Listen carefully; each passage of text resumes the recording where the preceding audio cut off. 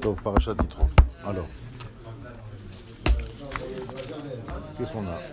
Là on arrive, on peut dire, à l'aboutissement du projet initial.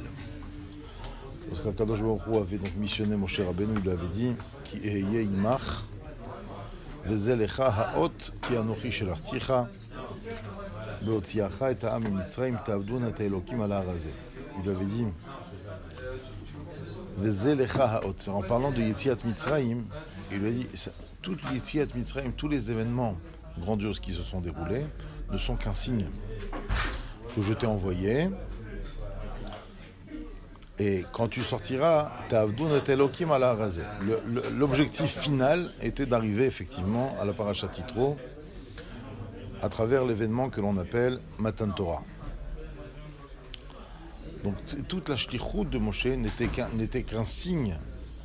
Le signe, c'est pour arriver à quelque chose. Et donc l'objectif final, le but principal était Ta'avdun et Elokim al ha'ar hazeh.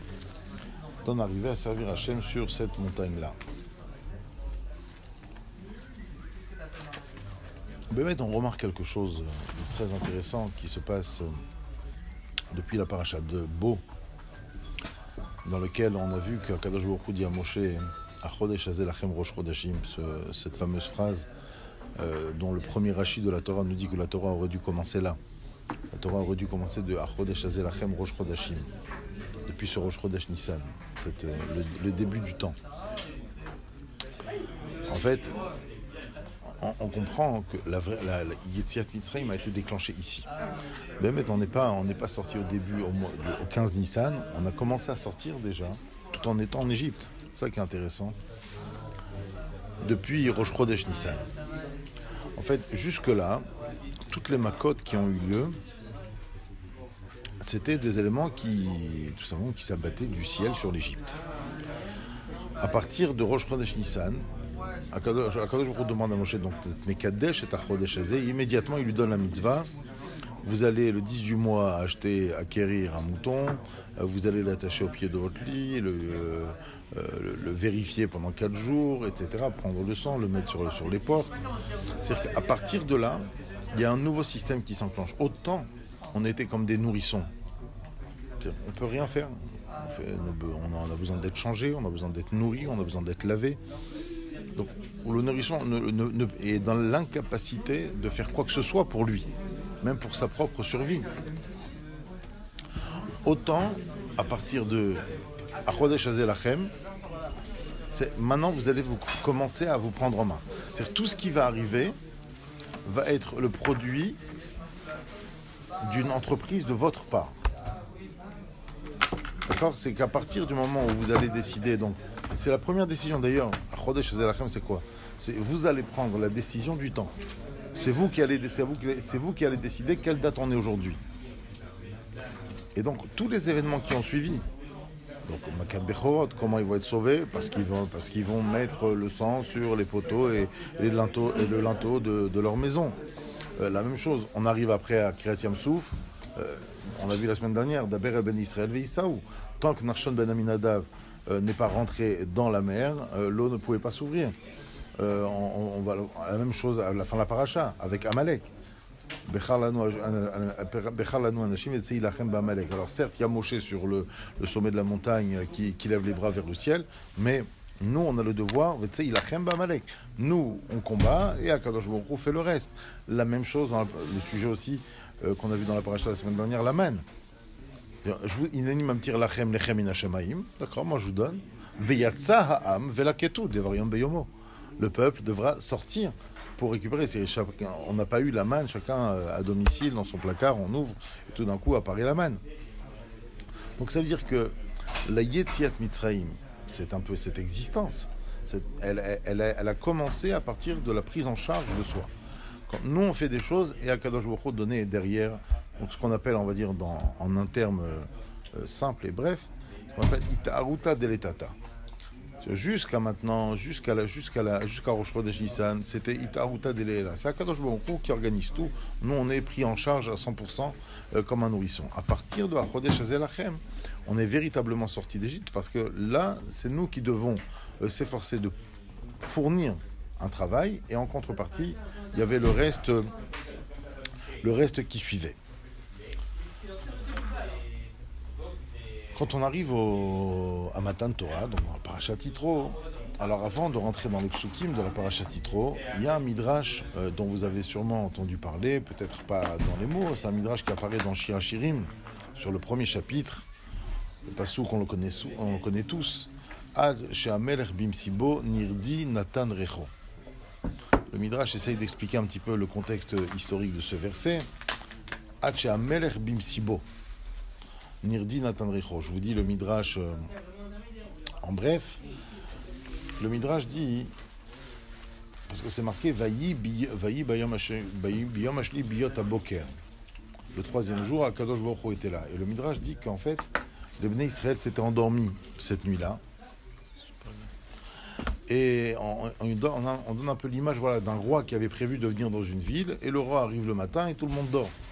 Alors le roi demande à ses sujets tout de suite de faire du bruit, de sonner du chauffard, d'alerter tout le monde. Le roi est là, le roi est là. Il faut vite se réveiller. Et il dit comme ça, le Midrash finit en disant Vaya Moshe meorer l'Israël ou Motzian, Moshe Rabbeinu a réveillé tout le monde pour les faire sortir la pante shel melech malachim lachim akadosh baruch hu à la rencontre d'Hachem. Vaya kadosh baruch hu me'alech lifnei ma shegia l'er Sinai. C'est dans ce contexte qu'arrive Matan Torah. D'ailleurs, c'est en se reposant sur ce midrash que le Magen Avraham, dans le Orach Chaim là-bas sur l'Ilchot de Shavuot, il dit d'ici on voit un smach, donc une source par rapport au tikkun qu'on fait la veille de la nuit de Shavuot, dans lequel on a l'habitude de ne pas aller dormir, et on fait le tikkun toute la nuit par rapport à ce sommeil des Bnei Israël la nuit au Mont Sinaï. Pourquoi toute cette akdama, pourquoi tout ce préface? Parce qu'en fait, je voulais vous faire remarquer un petit peu ce contraste. Autant depuis Rosh Chodesh Nissan, les Bnei Israël sont rentrés volontairement, consciemment dans un système de prise en charge d'eux-mêmes. À chaque fois, ils ont dû fournir quelque chose, fournir un effort avec le mouton, avec Narshon, avec la manne, avec Amalek. À chaque fois, eux, ils devaient faire quelque chose. Et lorsqu'on arrive à l'objectif souhaité depuis le début, qui était Mahamad Arsinaï, ils dorment. On a l'impression que tout s'écroule et ils dorment. Or, vous savez tous, comme on va le voir tout de suite d'ailleurs dans les psukim, quand on lit un petit peu les psukim qui précèdent Matan Torah, d'abord, cette histoire de dormir n'apparaît à aucun moment. Dans les psukim eux-mêmes. Et au contraire, il y a beaucoup plus de psukim de préparation que de psukim de Matan Torah même. Comme on va voir tout de suite. Mais au contraire, on voit que le Bnei Israël était... ils étaient enthousiastes à la Torah qu'Akadosh Baruch Hu allait donner. Et donc, a priori, ça ne rentre pas trop dans les psukim aussi. Alors, on va essayer de comprendre cette idée que le Midrash dans Shir HaShirim nous dit, et le Tikkun de l'El Shavuot, ils ont dormi. C'est quoi ce sommeil-là? A priori, ça ne va pas du tout dans le sens de l'évolution de ce qu'on avait mis en place jusqu'à maintenant, de ce qui avait été mis en place jusqu'à maintenant. Alors prenez donc chapitre 19 dans la Parashat Yitro. On va relire quand même quelques versets très rapidement. La page 428. Donc c'était le troisième mois après la sortie donc des Bnei Israël d'Égypte.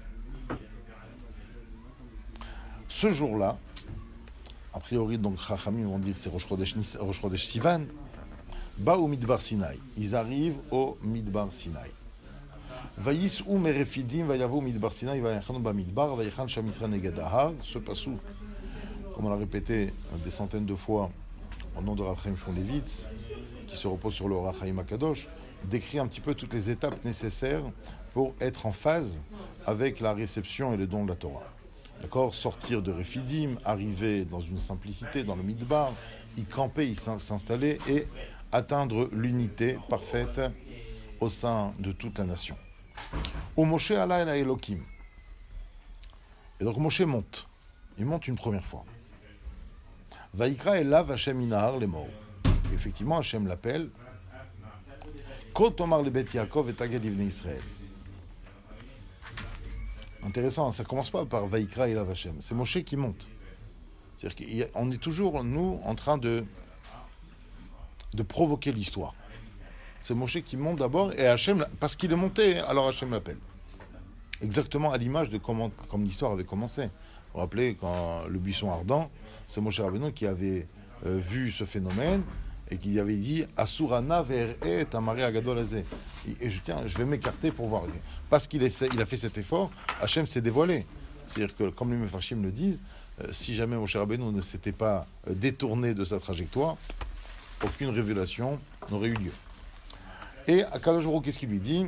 Ainsi, donc quand on parle des Beth Yaakov et Tagel Livni Israël, sans rentrer dans les détails, tu transmettras le message aux Bnei Israël, que ce soit aux hommes, aux femmes, un message différent, etc.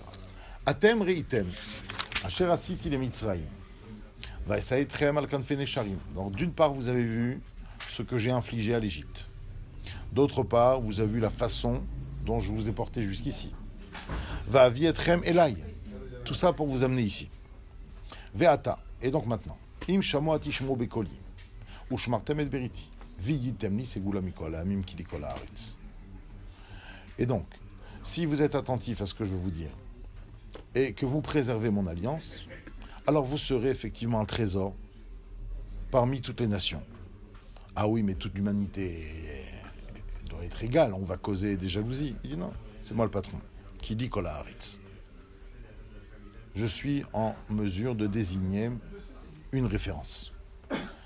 Ve'atem tiyuli mamlechet kohanim vegoy kadosh. Et donc, bien entendu, cette référence, cette préférence même,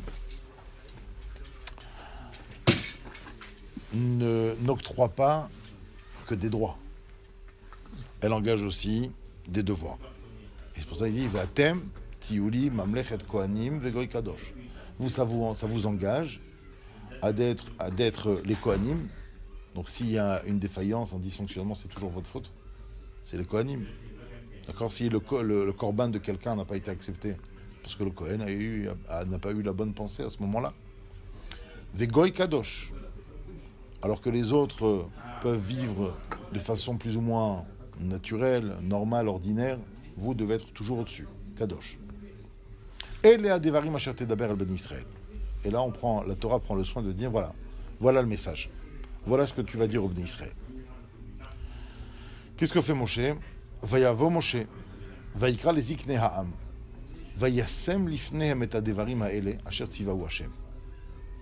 Et donc, là, Moshe ne va pas voir le peuple, il va voir les références du peuple, pour que chacun porte la parole à sa communauté respective. Mais il leur étale, ou il leur dispose des propos d'Hachem comme il faut. Et effectivement, on imagine que les Iknéam ont fait part au peuple. Vaya'anu kol ha'am. Alors, ou bien les Iknéam sont partis voir le peuple, et le peuple a répondu, ou bien ce sont les Iknéam qui répondent, puisqu'ils sont des représentants du peuple, ils répondent au nom du peuple. Qu'est-ce qu'ils répondent? Vayanu kol ha'am yardav, vayomru kol asher diber Hashem naaseh. D'accord, on n'est pas encore au Naaseh V'Nishma qui lui apparaîtra seulement à la fin de la parashat Mishpatim. Kol asher diber Hashem naaseh. Ok. Vayashev Moshe et divrei ha'am el Hashem. Intéressant. Comme si Hashem ne peut pas entendre, ne peut pas être au courant de la réponse de Bnei Israël. Moshe prend le soin de ramener les propos du peuple à Hachem. Tov, Rashi il nous fait au passage une petite leçon de Derech Eretz, classique. Même si le patron est au courant, celui qu'on a missionné doit faire sa mission.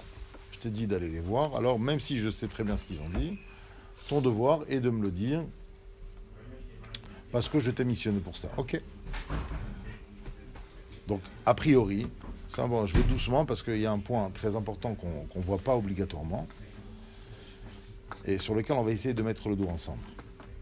Donc, il a rapporté les propos. Vayomer Hashem, deuxième étape. Vayomer Hashem el Moshe, Ina nochi ba elecha be'av he'anan. Donc maintenant, on rentre dans le comment. Jusqu'avant, c'était le pourquoi. C'est voilà ce qu'on va faire. Le peuple répond positivement. Et voilà maintenant qu'Hachem dit, voilà comment on va procéder. Ina anochi ba'elecha be'ave'anan. Je viens vers toi dans une nuée épaisse. Ba'avur ishma ha'am bedaberi imach. Ça veut dire que dans ce passage, il est marqué clairement que Dieu n'a nullement l'intention de s'adresser au peuple. Ok, eux, ils ont dit on signe, on signe. Maintenant, je m'adresserai à toi, uniquement à toi, mais le fait que je m'adresse à toi sera visible, pas audible, sera visible de la part des bénis Israël. C'est ça ce qui sera incontestable. D'accord ? À la différence, c'est Rav Mordechai Neugershal qui, dans un de ses livres, relate un petit peu, développe un petit peu cette idée fondamentale par rapport aux autres religions, aux autres croyances, dans lesquelles il dit le judaïsme se différencie à travers ce phénomène-là. C'est que dans toutes les autres croyances, on a un prophète qui vient avec la parole de Dieu, et après voilà, à eux de l'accepter, ça marche pas. En l'occurrence, pour eux, ça a marché. Mais chez nous, le projet de base, c'est je te parle à toi, mais tout le monde voit que je te parle. Donc le projet de base était quand même que tout le monde assiste, du moins visuellement, au dialogue qui allait se dérouler entre Hachem et Moshe. Et là, regardez ce qui a marqué. Donc, Vegam becha ya'aminu le'olam. Vayaged Moshe. Je me suis toujours posé cette question. Et divrei ha'am el Hachem. Mais quoi, Vayaged Moshe divrei Hachem? Le peuple, il a dit quoi là maintenant? Il n'a rien dit. Donc, on est sur l'objectif de donner la Torah. Les bénis Israël, ils ont dû répondre. Ils ont dit Naaseh. Et Moshe a rapporté la réponse à Hachem. Donc ça, c'est une affaire close. Maintenant, Hachem lui dit comment ça va se passer. Et une fois qu'il lui dit comment, Vayaged Moshe. En plus, on change le langage. Tout à l'heure, c'est marqué Vayashev Moshe. Et ici, c'est marqué Vayaged Moshe. Et divrei ha'am el Hachem. Donc Moshe raconta littéralement les propos du peuple. Mais quels propos? D'abord, il n'y a pas de propos. Et pourquoi c'est marqué Vayaged? Vayaged, c'est dur. Kegidin.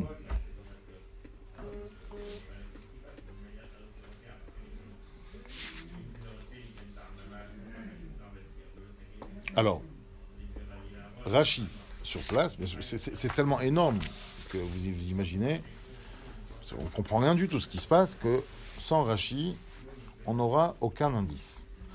Alors, regardons Rashi sur ce Vayaged, le Rashi dans Pasuk Tête, donc le deuxième Rashi, c'est dans la colonne ici de gauche, à peu près vers le milieu. Vayaged Moshe. Beyom Amachorat Shurivi la Chodesh. Bon, Rashi déjà date l'événement. Alors que le Vayashev a eu lieu le 3e jour, le 3 Sivan. Le Vayaged, on ne sait pas en quoi il consiste, mais il a eu lieu le 4 Sivan. Et divrei ha'am. Et là, Rashi explique. Tshuva al davar ze shamati mehem. C'est maintenant que tu me dis, le davar ze, c'est quoi? Le davar ze, c'est le comment. C'est comment je vais transmettre la Torah, je vais te parler à toi et eux vont voir que je te parle. Il te dit, et une réclamation, un argument sur cela, j'ai entendu d'eux. Quoi? Sheretsonam lishmoa mimcha. Eux veulent entendre de toi. Eino dome hashomem pi shliach le shomem pi hamelech. Dans Sota aussi, il développe ça. Cela ne ressemble, on ne peut pas comparer une personne qui entend de l'émissaire à celui qui entend de la bouche du roi directement.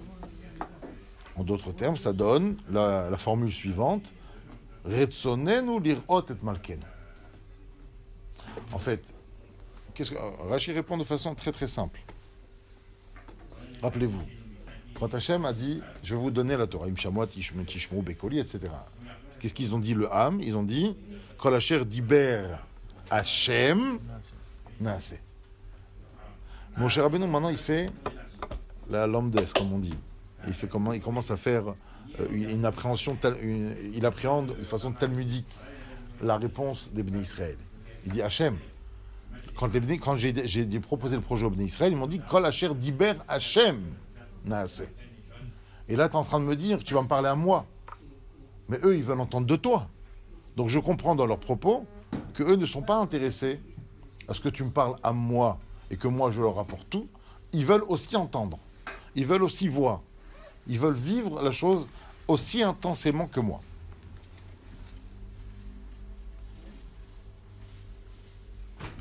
Et là, on comprend maintenant. Donc, à travers cette interprétation de Rashi, on comprend mieux le passouk. Vayaged Moshe.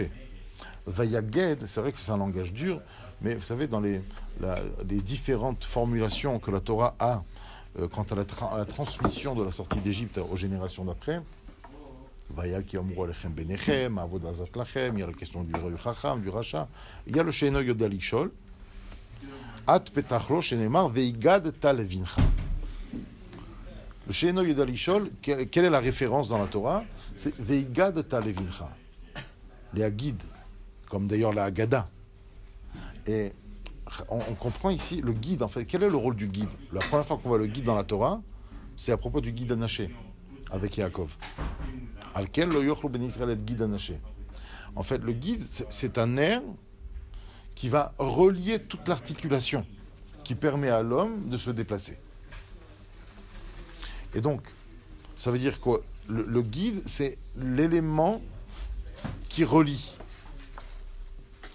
Ça va relier toutes les terminaisons nerveuses qui vont permettre à l'homme de se déplacer. Quand c'est marqué Veigad Talevincha, on a devant nous un fils qui ne s'est même pas posé des questions, chez Noyod Alishol. Qu'est-ce que la Torah nous dire par rapport à ce fils? Veigad Talevincha, trouve le moyen de le lier à toi. L'idéal, c'est d'avoir un chacham, un racha ou un tam qui te pose la question. Et à travers sa question, il démontre, il manifeste qu'il est lié à toi. Mais si tu as face à toi maintenant un enfant qui est du type chez Eno Yodé Alishol, alors quel est le problème? C'est qu'il n'y a pas de liaison. Alors trouve un moyen de le lier à toi. Veigad Talevincha. Vous avez sûrement appris Masechet Sukkah, on va dans la Mishnah, même dans la Gemara, quand on parle là-bas de parois qui ne descendent pas jusqu'au sol, qui ne vont pas jusqu'au scar. Alors, sous certaines conditions, bien entendu, on parle de 3 tfachim, il y a ce qu'on appelle goudachit et goudasik. Goud, c'est le même shoresh. On imagine que la paroi, elle va jusqu'en bas. On tire la paroi, on relie la paroi là où elle s'arrête avec l'extrémité, avec le sol. Donc on la lie, c'est la liaison. C'est ça le terme, la Haggadah. Le but de la Haggadah, c'est de lier l'information que j'ai, la vision, la maturité que je peux avoir sur l'événement qui s'appelle la sortie d'Égypte, aux générations ou aux convives qui sont autour de la table. Donc là, on comprend. Vayaged Moshe divrei Amel Hashem. Regardez ce que Rashi a expliqué.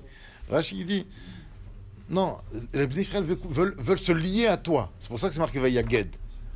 Ils veulent pas juste avoir l'information au bout du compte.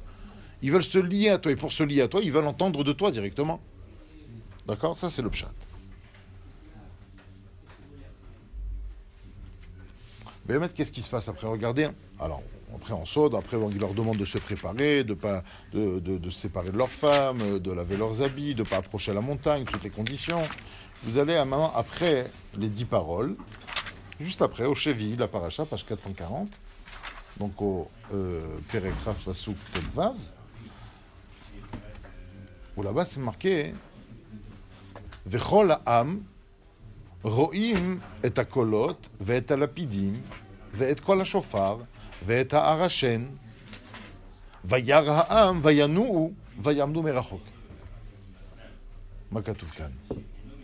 Les Bnei Israël, Bémet, ils ont été exaucés. Ah d'accord, donc tu veux pas être spectateur, tu veux pas être assis dans les gradins, tu veux vivre la chose sur la scène. Très bien. Alors, donc c'est pas, on voit pas juste une nuée. Là, on voit, on entend, il y a la confusion même des sens. On se met à voir des sons et à entendre les cris. Et donc, cela amène le peuple, Vayaram Vayanou. Ils ont été ébranlés, fragilisés. Vayamdou Merachok. Vayamrou El Moshe. Daber ata imanu venishma. Valier daber imanu Elohim penamut. Donc là, qu'est-ce que le Bnei Israël disait à Moshe? Là, il y a revirement. Autant au début ils avaient dit Kol Asher Diber Hachem, mais maintenant qu'ils ont l'expérience, donc avec la tradition, nous on sait très bien que ça a lieu quand? Après les deux premières paroles, après Anochi Eloi Elecha. Ils disent maintenant Moshe, non, en fait on comprend que c'est pas possible, donc Daber Ataimanu Venishma. C'est toi qui vas parler avec nous, et nous on écoutera parce que s'il continue à nous parler, nous on mourra. Va le Mère Moshe, etc. Toute cette idée-là, elle apparaît de façon beaucoup plus manifeste, beaucoup plus claire dans la paracha de Vaïtranan. Lorsqu'on reprend donc là-bas les 10 tables de la loi, les 10 paroles, dans la paracha de Vaïtranan, prenez là-bas chapitre 5, donc dans Dvarim chapitre 5, au verset 19.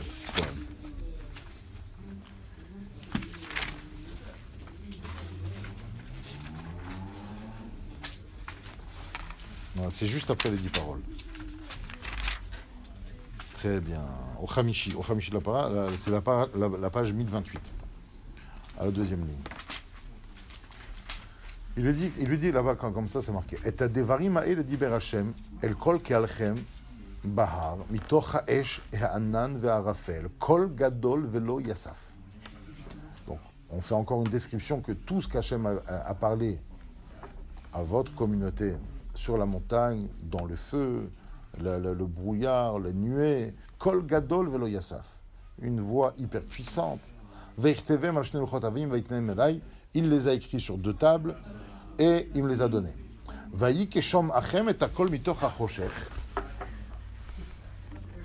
Lorsque vous avez entendu donc cette voix, Mitoch HaChoshech, Ve'ha'ar Bo'er Ba'esh, Vatikrevun Elai, Kol Rashi Shivtechem Veziknechem. Donc vos représentants sont venus me voir. Vatomru, et ils ont dit, En er'anu Hashem Elokeinu et kevodo ve'et godlo.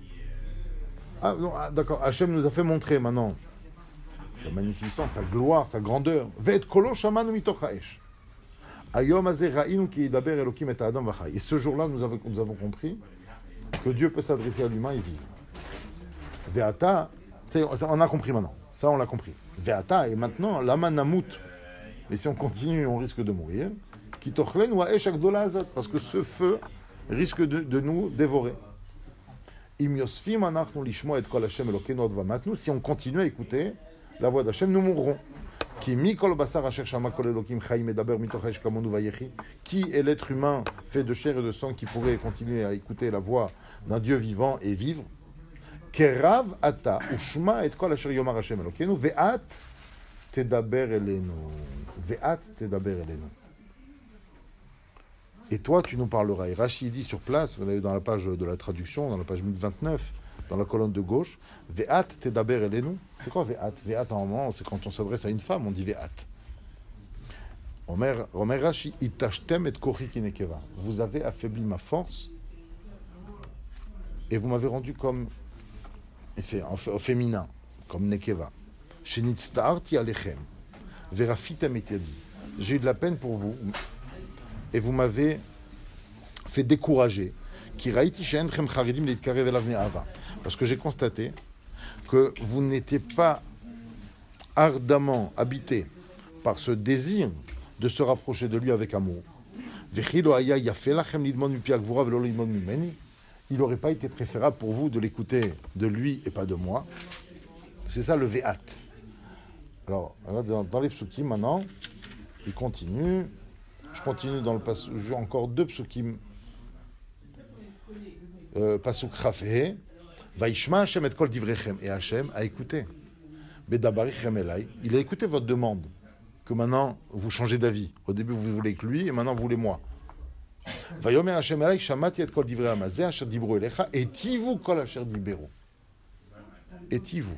Ils ont fait mieux. C'est-à-dire, ils ont bien fait tout ce qu'ils ont dit.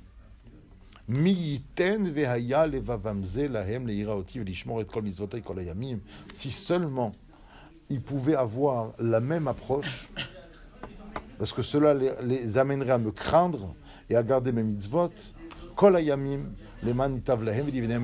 et ce qui ferait du bien à leurs enfants à jamais. D'accord? Donc on retrouve exactement Alors, on retrouve ici qu'il y avait... Alors, comment concilier maintenant? Maintenant qu'on a vu ça. Et on connaît ce midrash dans Shirachirim avec le psak halacha du Magen Avraham, qu'on va veiller la nuit de Shavuot. Alors, d'un côté, ils veulent ardemment écouter, mais d'un autre côté, ils ont dormi. Comment concilier les deux? Maintenant que dans le pshat, ça apparaît que, clairement, au contraire, ils ont toujours manifesté une envie puissante de rentrer en relation avec Hachem, donc de vivre les choses. Comment le Midrash peut venir derrière et dire non, ben, cette nuit-là, ils se sont endormis, et nous, on a l'impression que par rapport à cette nuit de sommeil, on essaye de réparer, alors nous, on évite de dormir. Comment comprendre ça? Alors, il y a un Rabbi Tzadok à Cohen, de Lublin, dans le prix de Tzadik, sur Shavuot. Il remet les pendules à l'heure. Il est fondamental. Il dit comme ça. Je vais vous lire quelques lignes. Il dit Itab et Magen Avraham alaminag liot neurim belel Shavuot.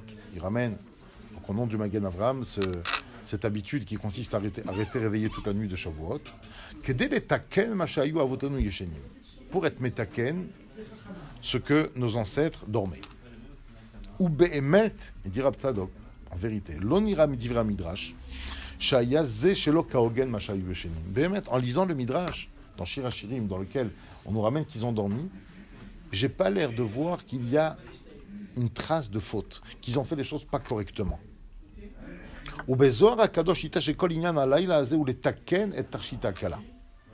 Et dans le Zohar, quand il fait référence à la nuit qui précède Matan Torah, il parle de la nuit de préparatif.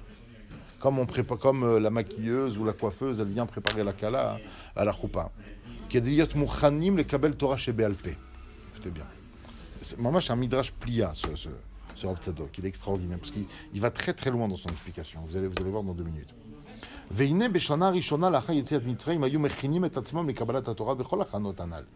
Et bien, maître, comme on a vu dans les psukim, on veut écouter notre roi, on ne veut pas se suffire de l'entendre, etc. Donc ils se sont préparés en faisant tout ce qu'il fallait. Ils se sont séparés de leurs femmes, ils ont lavé leurs habits, ils ont été au mikvé, etc. Ils ont fait tout ce qu'il fallait pour se préparer. Mais après, moi je comprends de son explication que ça c'était pour recevoir la Torah chez Birtav. Pour la Torah chez Birtav, ils pouvaient se préparer. Aval kede lagia libchinat Torah chez Bealpe befoal lo yalaim od. Mais pour pouvoir arriver au niveau d'accepter consciemment le poids de la Torah chez Bealpe, ça, il n'avait pas de préparation par rapport à ça. Ve'aïka zot atzatam. Il dira ça dans un truc de fou. Il dit, et c'était ça leur idée. Les kasher atzmam b'Hashem yitbarach al yidei hashena. Pour être prêt de recevoir la Torah chez Bealpe, il fallait aller dormir. Ayinu la'azor et atzmam et kol kochotam al Hashem yitbarach, de laisser aller leur force dans les mains d'Hashem. Il dit Veu od madrig, écoutez bien, chaque mot là, c'est un truc de fou. Veu od madriga yoter eliona miyegia batora chez Bealpe befoal. Cette idée d'aller sciemment, volontairement dormir la veille de Matan Torah, il te dit c'est un niveau supérieur à l'acharnement qu'on pourrait avoir à étudier la Torah chez Bealpe.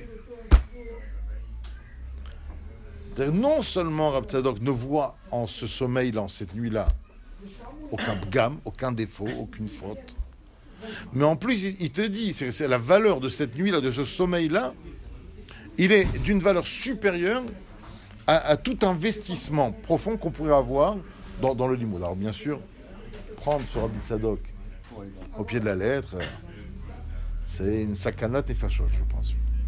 Bon, on arrête là, on va faire une sieste. D'accord, c'est plus simple. Il faut essayer de comprendre qu'est-ce qu'il dit.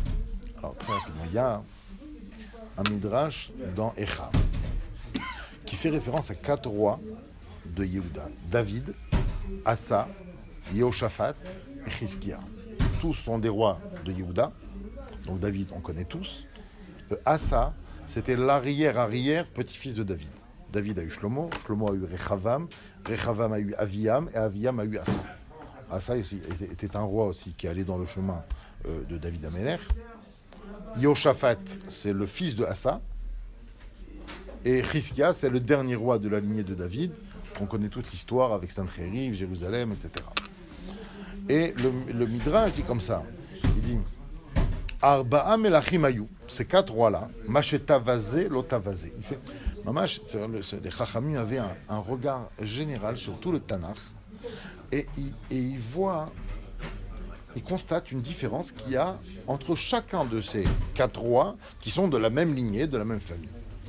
Et quelle est la différence? Il dit, David Amelech, quand il va faire une guerre, il dit Erdof oivai ve'asigem velo ashuv ad kalotam. Vous connaissez tous ce passage dans Tehillim. Je vais poursuivre mes ennemis et je ne me calmerai pas, je ne m'apaiserai pas, ad kalotam, jusqu'à que je les extermine.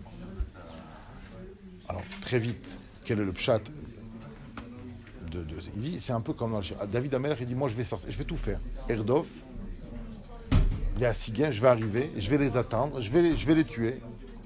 Velo ashuvat kalotam, et à Kadosh, et je me calerai pas tant que j'ai pas réalisé ma mission.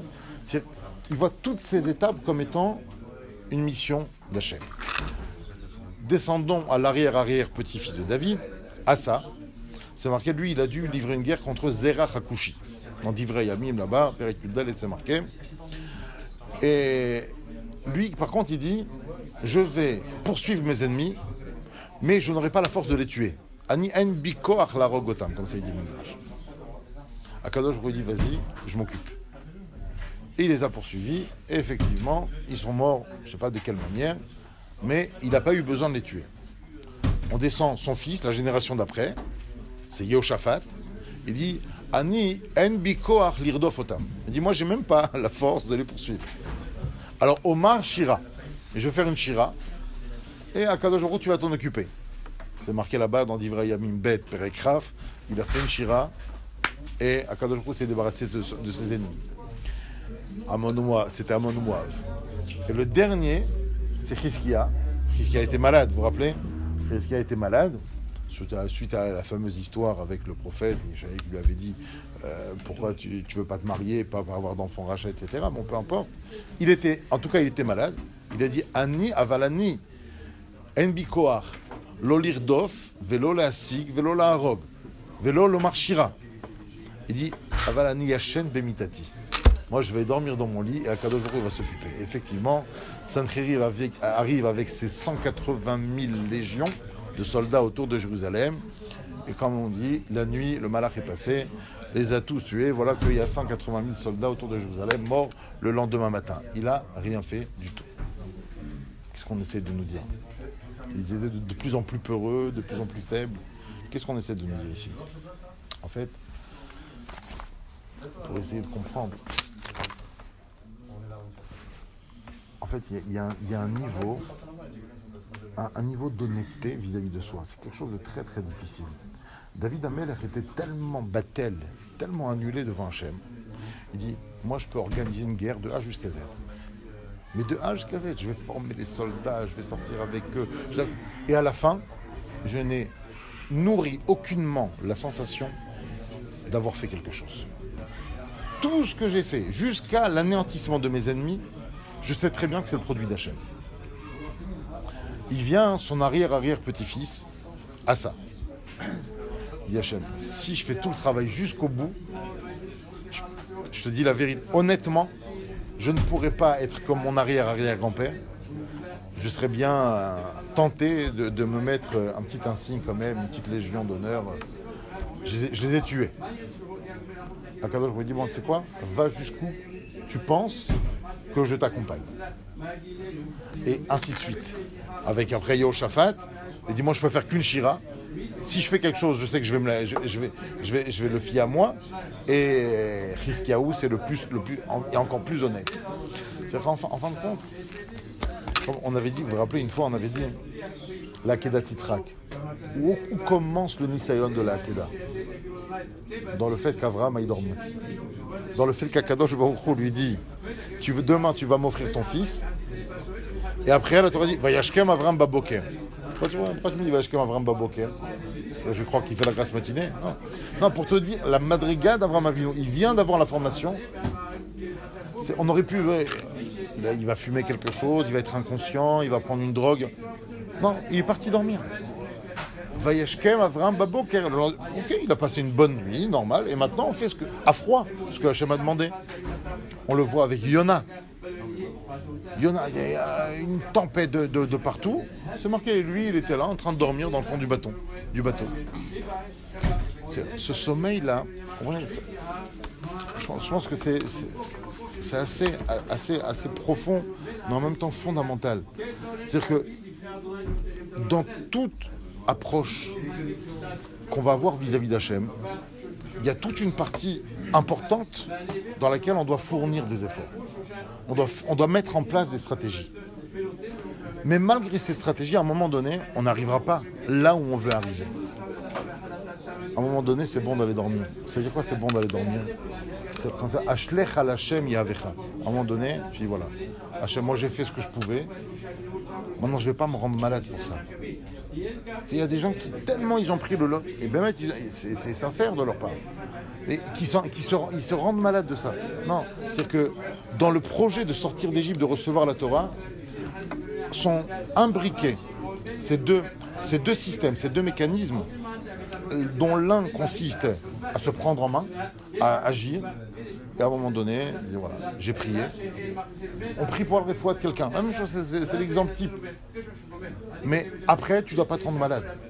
Après, justement, tu dois accepter, peu importe. Toi, tu as fait ton maximum. Maintenant, tu peux aller dormir, façon de parler. Et c'est ça, Az Yashanti. Comment dire, Vayani Achli. Comme il y a un passage comme ça qui dit à Michelet. Je suis parti dormir et il m'a fait du bien. On ne parle pas d'un sommeil, Chazvé Shalom, de feignant, un sommeil qui fait référence à la faiblesse humaine, de la limite humaine. On parle d'un sommeil qui fait référence à ma totale confiance. En fin de compte, moi j'ai fait tout ce que je pouvais, mais après, je sais que Hachem fera pour le mieux.